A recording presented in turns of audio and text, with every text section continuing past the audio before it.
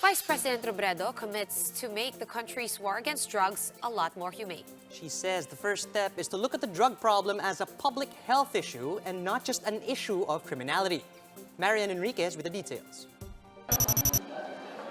Vice President Leni Robredo is relieved over Malacanang, saying it is ultimately her decision if she wants to scrap Oplan Tokhang.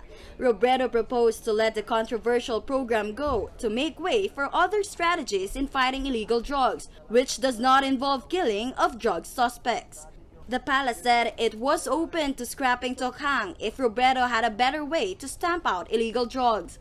So tomorrow, the Vice President will meet with law enforcement agencies under ICAT to flesh out the details of this proposed change in policy direction. Kung hindi kasi ako bibigyan din ng buwelo, bakit pa ako nandito? Kaya sa akin, malaking relief din na sinabi yun publicly.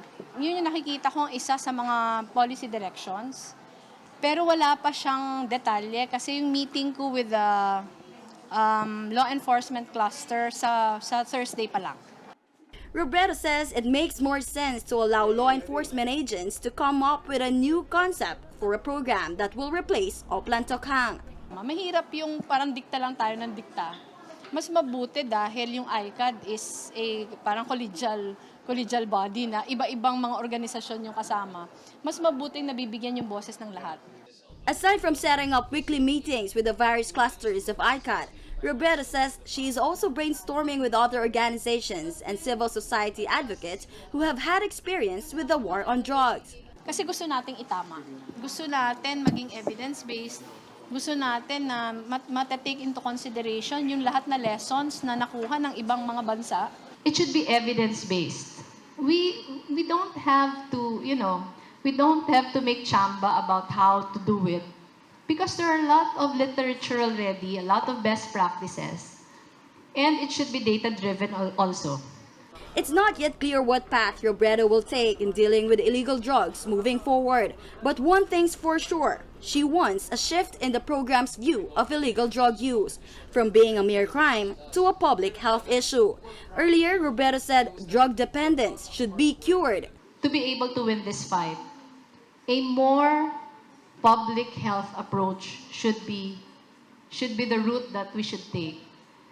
We are looking at the many successful best practices all over the world. And none of the countries who resorted to violence were ever successful. The countries who resorted to a more humane, more public health approach were the ones who were able to reach a certain level of success. Finally, the Vice President said she is open to attend hearings conducted by the House Committee on Dangerous Drugs. The House panel earlier invited Robredo over so she could brief the panel about her plans on the country's war against drugs. Robredo spokesperson Barry Gutierrez said the invitation was premature, but Robredo sees nothing wrong with it. Ako gusto ko yon kasi magiging platform yun para mailahad natin yung saan patungo yung bagong direksyon nitong kampanyang ito. Kasi parati ko itong inuulit, yung kampanya laban sa illegal na droga, hindi lang to kampanya ng gobyerno. Kampanya natin ito lahat. So yung pag-imbita sa atin sa House Committee, magiging instrumento para malaman ng tao kung ano ba, saan ba tayo patutungo. For News 5, Marian Enriquez. We are One News. And the camp of the Vice President clarifies that the new anti-drug czar is not seeking to totally scrap Oplan Tokhang. Robredo's camp also clarified her stance on the use of body cameras during drug raids. Jen Calimon is live on the ground in Manila to give us more details. Jen, good afternoon.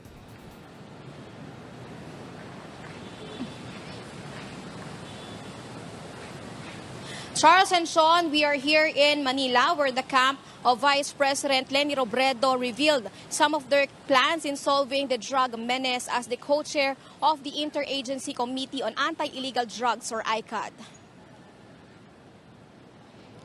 Robredo spokesperson Attorney Barry Gutierrez said they will be working double time to gather more information to help acquaint Robredo with the drug problem. Gutierrez admitted that Robredo's job is not easy, Gutierrez added Robredo will continue meeting with her colleagues and civil society groups to gather inputs that she may use in the campaign against narcotics.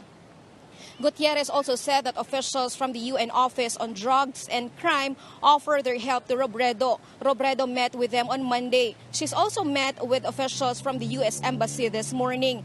They believe that a large chunk of drugs seized in the Philippines are sourced abroad, so it's only vital that the Philippines seek the help of allies overseas.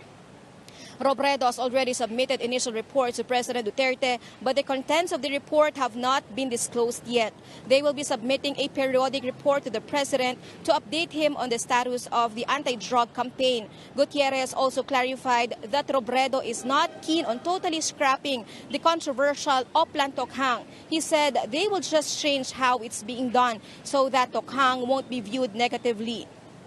The anti-drug campaign, Gutierrez said, will have the same intensity that's being practiced by the Duterte administration. The only difference is it won't be as deadly. Gutierrez clarified Robredo's push for the use of body cameras in police operations. He said using body cams may not be necessary at all times, especially during sensitive intel gathering operations. Despite getting flack from critics, Robredo's camp says they are receiving high and positive support from ICAD members.